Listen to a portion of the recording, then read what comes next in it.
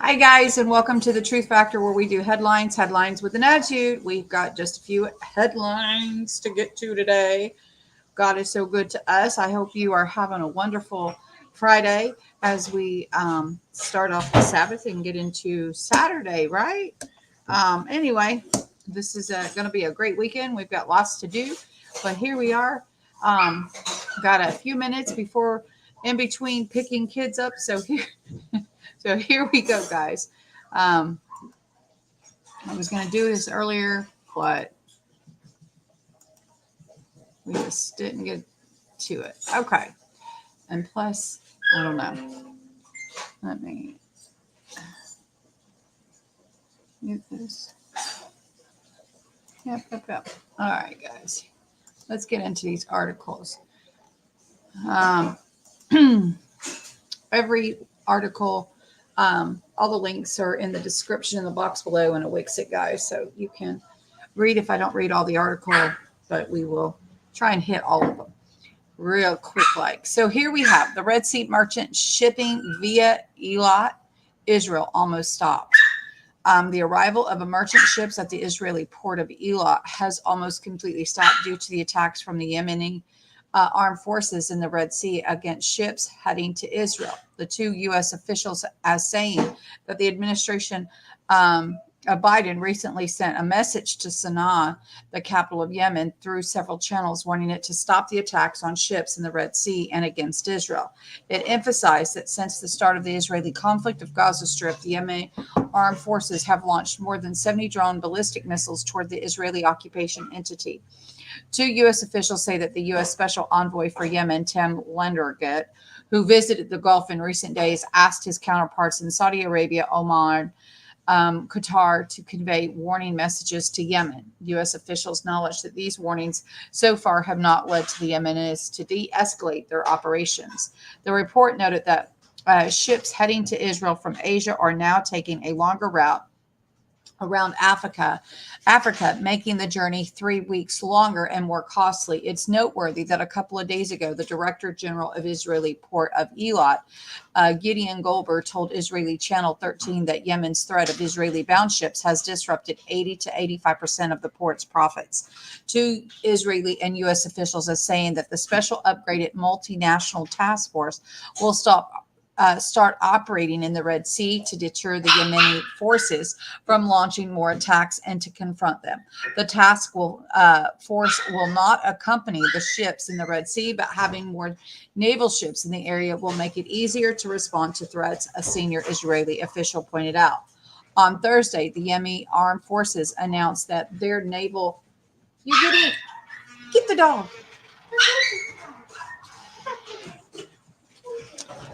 On Thursday, the task force will not accompany the ship. Okay, so hold on. The two Israeli U.S. officials are saying that the special upgraded multinational task force will start operating in the Red Sea to deter the Yemen forces from launching more attacks and to confront them. The task force will not accompany the ships in the Red Sea, but having more naval ships in the area will make it easier to respond to threats, the senior officials pointed out. On Thursday, the Yemeni armed forces announced that their naval forces carried out a military operation against the Marsic Gibraltar cargo ship, which was en route to Israel. In a statement, the Yemen armed forces confirmed that the ship was targeted with the drone, adding that the direct hit was confirmed after the Marsic Gibraltar crew refused to respond to warning calls from the Yemen naval forces. But there's kind of an article that kind of rebuts that in just a moment. We'll get to it. We also have Marsic and Hapag Lloyd to temporarily cease all Red Sea shipping. So, guys, obviously, you're not going to continue to put your ships in harm's way. I would think it would be costly. And we also have an article that talks about the insurance companies, saying that they're not going to cover these ships anymore either. So hence, That's what we got. So here they're saying they're not going to ship there. So we got Maersk, one of the largest container ship lines in the world, has announced it will pause all container ships through the Red Sea. Hapag-Lloyd, another of the largest container shipping lines in the world, has also just announced it will pause sending ships into the Red Sea for at least the next 3 days. Danish shipping company AP Moller Maersk will pause all container shipments through the Red Sea until further notice, a spokesperson for the company announced today. In 2022, Maersk was operating 15.3% of the global container ship fleet, taking the second place after the Mediterranean shipping company MSC, controlling 18.6%. As of May 2023, Maersk was operating at 682 container ships with a combined capacity of around 4.13 million TEUs. Following their near miss incident involving the Maersk Gibraltar yesterday and yet another attack on the container vessel today, we have instructed all Maersk vessels in the area bound to pass through the Bab al-Mandab Strait to pause their journey until further notice, the company said in a statement. Yesterday's Maersk said the vessel's Maersk Gibraltar was targeted by a missile while traveling from Salah Aman to Jeddah. Saudi Arabia and the crew and the vessel were reported safe by Yemen's Iran-aligned Houthi movement, and that militia had struck the Maersk vessel sailing towards Israel. The vessel was not hit, Maersk spokesperson told media outlets in an emailed statement following the Houthi claim. The Houthis had claimed they carried out a military operation against a Maersk container vessel, directly hitting it with a drone. The Houthis, who made the claim in a statement, did not release any evidence. Maersk said the company was deeply concerned about the highly escalated security situation in the southern Red Sea and Gulf of Aden. The recent attacks on commercial vessels in the area are alarming and pose a significant threat to the safety and security of seafarers, it wrote in a statement. Hapag-Lloyd Shipping Company also announced just minutes ago, we have decided to postpone the sailing of all of our ships through the Red Sea in the next 3 days. Hapag-Lloyd controls about 6% of the global container vessel fleet. This halts to ocean container shipments out of the Red Sea will have an immediate impact on the global supply chain. New attacks. The Houthis today have targeted the MSC Alina and the Platinum 3 ships with the anti-ship missiles. They warned the ships to keep their tracker on and follow the Yemen Naval Forces orders. When those ships failed to refuse, they were fired upon. The attacks by Yemen against ships in the Red Sea began after Israel launched its war against Hamas in the Gaza Strip. Seeing so many civilian deaths, Yemen told Israel to stop the attacks or it would face a military response. Israel refused because Yemen cannot get to Israel, but Israel apparently never considered that all ships traveling to and from Israel via the Red Sea could be fired upon as they passed the Strait of al-Mandab along the Yemen coast. And it is the strait that Yemen is firing upon ships, forcing them to cease traveling to and from Israel. Thus, tiny Yemen has created an actual and effective naval blockade of Israel in the Red Sea. So, guys, this is not going to be good for the global trade there. Then we also have, hopefully this is the one that I got. Israeli military recovers 3 bodies of hostages captured by Hamas in the Gaza Strip. I don't think that was the one that I wanted. I think they changed the... Here we go. I think it was this one. I'm going to scroll down. What is it, Avery? What is that stuff?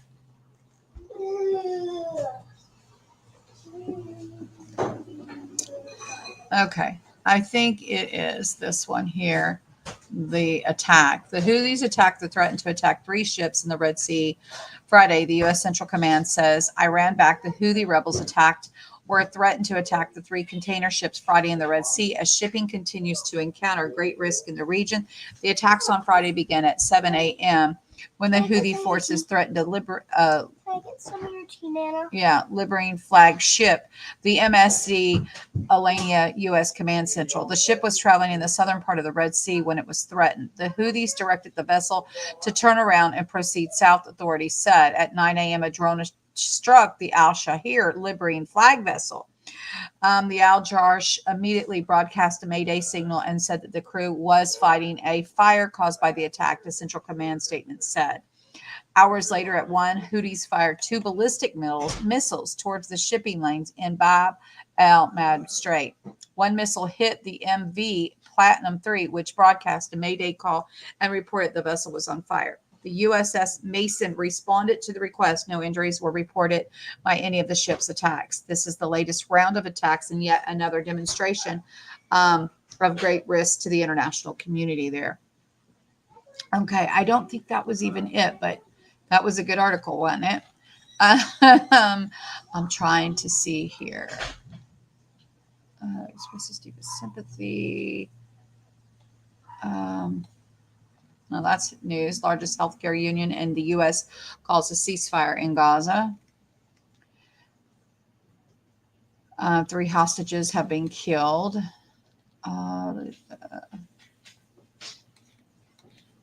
Here it is. So discusses who the attacks on Red City UK counterpart. The U.S. Secretary of Defense Lloyd Austin grants the SHAPS. His counterpart in the United Kingdom discussed an ongoing threat to civilians and container ships. The Houthis have increasingly target. I don't think that was it either. Guys, I don't even know. Maybe that was it. Oh, okay. Here we go. It was this one here, I guess, from the other shipping company. Just proof. Let's see. Making sure I didn't. There's Masaryk postponing all the containers. I think that's it, guys. I think I got it. That was the one. Okay. Anyway, that's the only thing I don't like about when you do a live feed like that. And I didn't get a chance to make a note of what I wanted to cover there. So that was my fault there. Okay. So then this here could also be one of the reasons why these containers are being, that they're halting their, Red Sea action, could be because all of these insurance companies are pulling the coverage for ships. Okay. So here, international insurance companies have stopped insuring ships transporting cargo across the Red Sea to and from Israel because Yemen military action against such ships, making the risk to insurance companies too great. Without insurance coverage, no ship will travel to and from Israel, which means a complete blockade of international commerce. So there you go, guys. That kind of explains why, all these people are halting their travels in the Red Sea. Here, this will likely trigger the U.S. military action against Yemen. The U.S. will simply not allow such conditions to exist, which interferes with international commerce. I suspect U.S. military planners are already drawing up a list of targets inside Yemen and will submit to attack a plan later today. I will also suspect that the U.S. Navy and Air Force will be given authorization to engage Yemen forces over this coming weekend. It is my personal view that whatever the U.S. is going to do, it will be done very quickly to nip this problem in the bud before it goes much further. So we'll see what happens, if anything, right?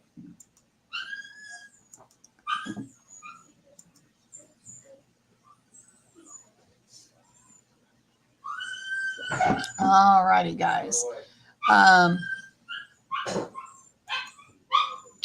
Then we have Yemen seized another merchant ship in the Red Sea.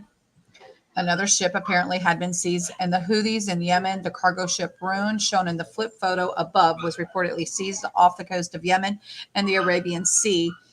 This ship belongs to the Bulgarian Marine Fleet Company. This was reported by Bulgarian national television. There is no contact with the crew. That's not good.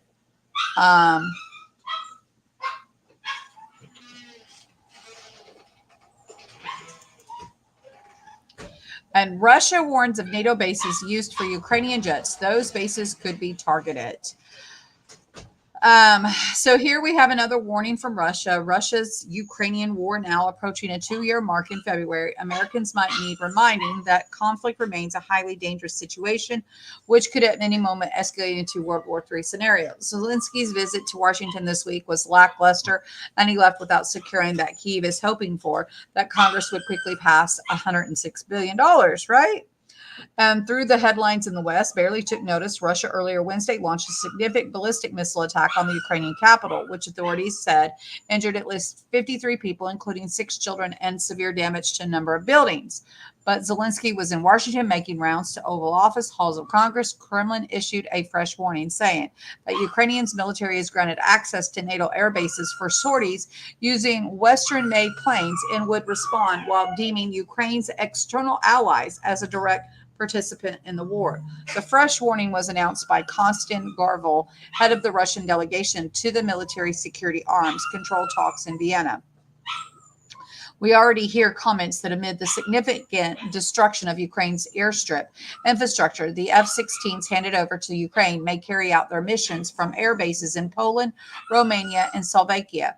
He said during the OSCE forum meeting on cooperation and security. According to the diplomat, Moscow will view this as these countries' participation in the conflict and will force Russia to report to response measures. Even though certain Eastern European allies pledged F-16s long ago, it could still be a lengthy amount of time before Ukrainian pilots are fully trained enough to be deployed in combat on the U.S.-made warplane. Western officials have in recent months admitted that Russia has the upper hand and Ukraine's summer offensive failed, but everyone is now putting in place their long war strategies. The Kremlin's new warning and the threat also seems part this longer term planning from Moscow's perspective. Did Brady take him out? Yes. Okay. All right. And then we have also from Hal Turner. I wanted to make sure earlier this was there and then it was gone. So I had it up there just so to make sure nothing was going to happen to it. This is horrible, guys. It says a Jewish school teacher in Georgia threatens to behead a 7th grader over an Israeli flag in classroom.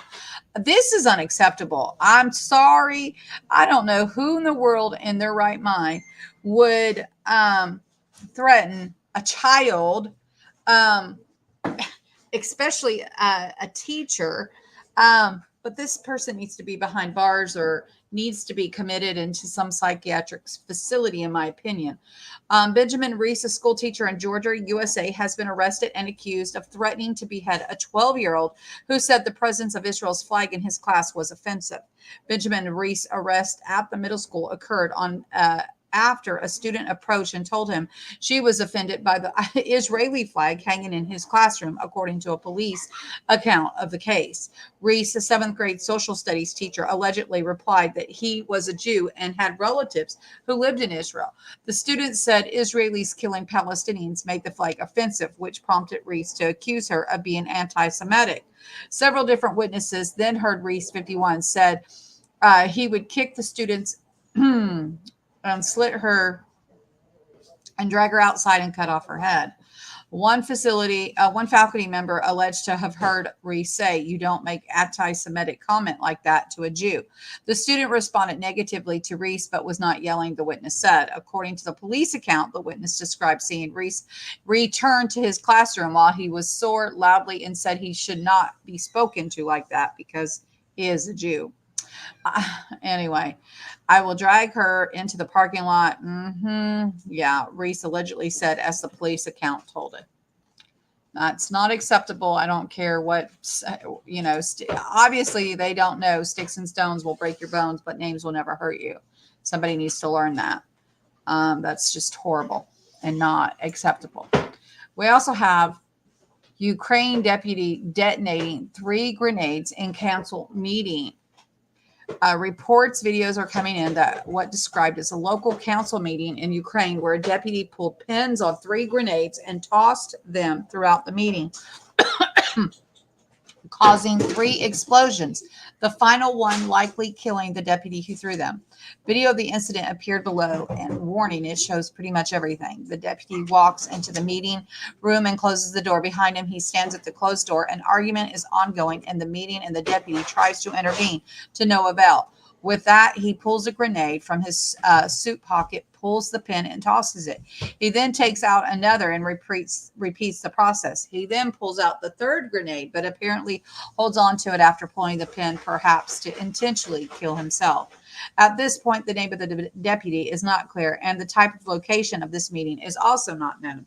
What is known is that the numerous people in the tiny meeting room were either killed or injured seriously. Rumors abound over this incident that several of the rumors claim that the meeting was for people who want Ukraine to surrender and make a peace with Russia.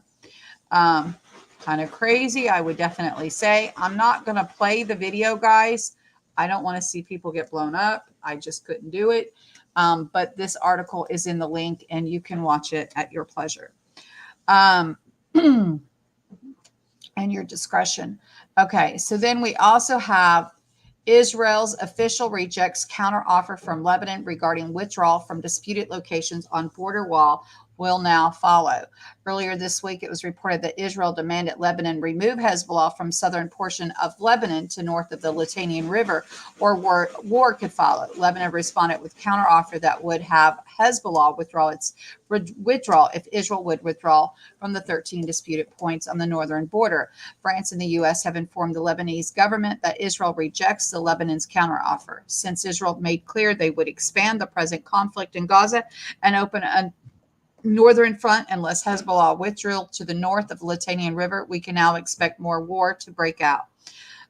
Israel is being foolish, he says. Yeah, we won't go on anymore, but there we go. Then we also have from Hal Turner, they are feeding your children insects without telling you. Here is this E904. I guess that's what he's drawing your attention to. If you're feeding your kids anything conventional, there are 2 ingredients to look out for. E120 and E904 are additives found in many food products which are obtained from insects. Oh my goodness. There are currently more than 100 products containing these additives. Most of them are products intended for children. European authorities in the field of food and safety have devoted many scientific works to the examination of these additives and have affirmed their impact on various health aspects. Hyperactivity in children, allergies, allergic reactions, asthma, and genotoxicity. Why I became more. Oh my goodness sakes. I don't even know what it is. It has mustard in it also up here, but wow, guys. I guess we could have probably watched the little video.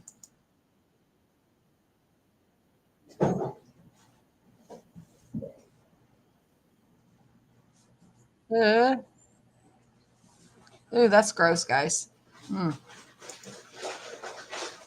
Absolutely gross. Okay, then we also have End Time Headline says that the FDA food chief warns applesauce pouches may have been contaminated on purpose. Tainted cinnamon applesauce pouches that have sickened sources of children in the U.S. may have been purposely contaminated with lead, according to the FDA Deputy Commissioner for the Human Foods, Jim Jones. We're still in the midst of investigation, but so far all signals were getting led to an intentional act on the part of someone in the supply chain, and we're trying to sort of figure that out, Jones said in an exclusive interview. The pouches found to be contaminated were sold under 3 brands, Wise, Wanabana, and Schnucks, that are linked to the manufacturing facility in Ecuador. The FDA says it is conducting an inspection of the facility. My instinct is that they didn't think the product was going to end up on the country with a robust regulatory process, Jones said. They thought it was going to end up in places that did not have the ability to detect something like this. The FDA continues to investigate a number of theories for how the pouches became contaminated and has not drawn any conclusions about the way the lead was added or why or by whom. The FDA says it is currently believes that the alteration is economically motivated. That generally refers to ingredients being altered in order to make products appear higher in value. Often so, companies can produce a cheaper item and sell it at an elevated price. The agency and the Center for Disease Control and Prevention have collaborated with state and local health authorities as well as Ecuadorian authorities to trace the origin of the cinnamon in the applesauce pouch, which is believed to be the source of the lead contamination. More than 60 U.S. children under the age of 6 have tested positive for lead poisoning after consuming the pouches, some at levels of 500 times the acceptable threshold for lead, according to the Washington Post. U.S. and Ecuadorian authorities have traced the cinnamon to Neg Smart, which supplies Austro Foods, the food manufacturer in Ecuador. Ecuadorian authorities say the Neg Smart cinnamon exceeds the country's allowed levels of lead, according to the FDA. Neg Smart, which supplied the cinnamon, is under Ecuadorian administrative sanctions process. Asked why existing food safety laws wouldn't have prevented something like contaminated cinnamon applesauce from entering the U.S., Jones said that regardless of laws in place, intentional contamination is always going to be tricky to absolutely stop if somebody has intent to purposely do something like this. And what about this? What if we, maybe possibly made this stuff here, packaged it here, kind of cut out that middleman. Well, but that would be just too much and too easy, right? Anyway, here we have the winter weather alerts issued for 4 states with snow set to hit Texas. Winter weather advisories are in place for 4 states as meteorologists predict rain and light snow over the Midwest with potential for higher amounts of snow accumulation across the Texas and Oklahoma panhandles. The National Weather Service has issued alerts for snow, strong winds for parts of Alaska, Kansas, Oklahoma, and Texas, warning of difficult travel conditions, including low visibility and slippery surface. I'll tell you, we know about that Oklahoma panhandle. We were, hubby was working actually on the Texas side, but we stayed in the Oklahoma side, and we got snow drifts that really literally put people buried in their rooms. It was crazy. But anyway, in its latest forecast, the NWS said that the low pressure system over Texas would move northeast, reaching the upper Great Lakes by Sunday and bringing showers and thunderstorms to the southern plains on Friday. A second wave of low pressure is expected to move in over the northern plains, producing light rain and snow with a few isolated pockets of rain, freezing rain. Well, I'm sure we've seen a lot of nice little, our skies were so pretty blue this morning. And then we saw a couple of airplanes. And then needless to say, a couple hours later, by the end of the day, we got clouds rolling in, right? Kind of crazy stuff. Anyway, the NWS station in Amarillo, Texas, warned that the rain and snow showers were moving across western Texas and Oklahoma. Moderate to heavy snowfall fall will be possible. A quick to 1 to 3 inches of snow accumulated. Said be prepared for low visibility, hazardous road conditions if out traveling this morning. An advisory is in place for Beaver and Texas counties in Oklahoma and Hansford, Lipscomb, and Ochiltree counties in Texas until Central Time, 11 a.m. Eastern Time, because of rapid snowfall, as the hazardous conditions could impact the Friday morning commute. Residents of Southwest Kansas have been warned about the potential for wet snow and additional snow accumulations of up to an inch on Friday morning as a consequence of quick moving bands of brief levee snow. Scan, girl, if you're out there getting hammered again with some more snow, my prayers are with you, girlfriend. NWS said on Thursday that they scattered showers and thunderstorms were anticipated to move eastward through Texas and Oklahoma with temperatures below average across the region because of cloud coverage. Higher elevation regions in Colorado, New Mexico, and Wyoming have also recently seen over a foot of snow accumulate. Let's see. Regions of Alaska continue to face low visibility and treacherous conditions because of blowing snow and wind chills. St. Lawrence Islands, which sits west of the continental U.S. near Russia, eastern border, and coastal regions near the Yukon Delta could see large snowdrifts form with reduced visibility. Now, guys, if you ain't never been where you've seen these large snowdrifts, they're pretty crazy and wild. Anyway. Then we also have from Yahoo News. I think we covered this the other day, but just in case, U.S. Supreme Court declines to block the Illinois assault rifle ban.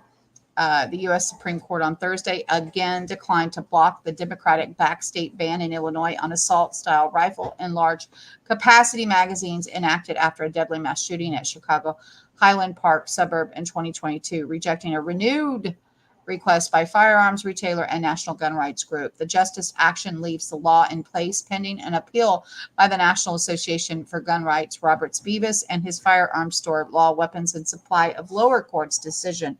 It denied their bid for a preliminary injunction against the ban, as well as a similar ban enacted by another Chicago suburb, Naperville. No justice publicly dissented from the decision. The Supreme Court also rebuffed the plaintiff's request for an injunction at an earlier stage of the case in May. Illinois passed a ban in response to the massacre at the Independence Day Parade in Highland in 2022 that killed 7 people and wounded dozens. The Protect Illinois Community Act signed the law in January by Democratic Illinois Governor J.P. Pritzker, banned the sale of the distribution of many kinds of high-powered semi-automatic assault weapons, including the AK-47 and AR-15 rifles, as well as the magazines that take more than 10 rounds as long guns and 15 rounds for handguns. The National Association of Gun Rights, billed as a group that accepts no compromise on the issue of gun control, as well as Beavis and his store, challenged Naperville's ordinance restricting the sale of certain assault rifles and the state's border ban of the violation of the U.S. Constitution's Second Amendment, which protects the right to keep and bear arms. So anyway, it didn't go well. There's just a little bit more there. We'll have to keep our eyes and ears and see if there's a challenge, or, I mean, I guess you can't really go any higher than the Supreme Court. If they don't hear it, they don't hear it, right? Here is for your I section, guys. We have the ex-FBI intel chief who investigated Trump-Russia collusion get 4 years in prison for colluding with Russia. How ironic is that? We also have Republicans want to elect a Democrat to Congress. Now, guys, I encourage you to read this. This is about replacing George Santos' seat. I don't see how that's a good thing, but it's crazy stuff. Then here's Ted Cruz election move raises eyebrows. Only because he says no illegals should vote. That's what that's about.